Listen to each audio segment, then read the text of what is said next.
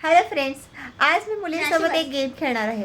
त्या गेमचा फायदा एक असा होतो की मुलांची बुद्धी जी आहे ना ती फास्ट चालायला लागते, ॲक्युरसी येते आणि मुलं पटकन काही गोष्टी कॅप्चर करायला शिकतात.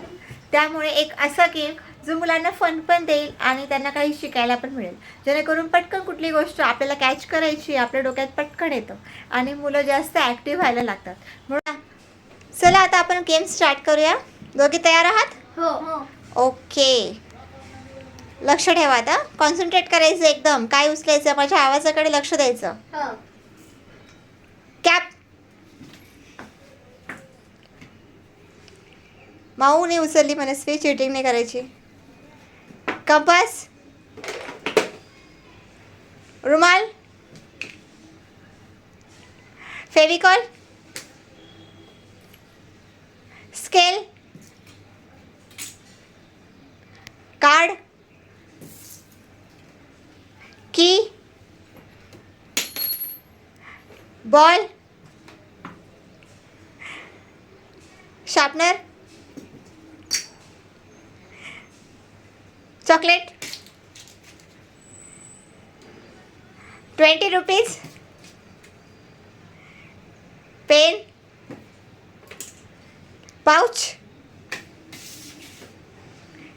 इरेझर. मनस्वी जरा तिला जवळ येऊ दे, असं चिटिंग नाही करायची. ओके, कंगवा, डायरी, पेन्सिल, क्लचर, हात नाही एवढा करायचा.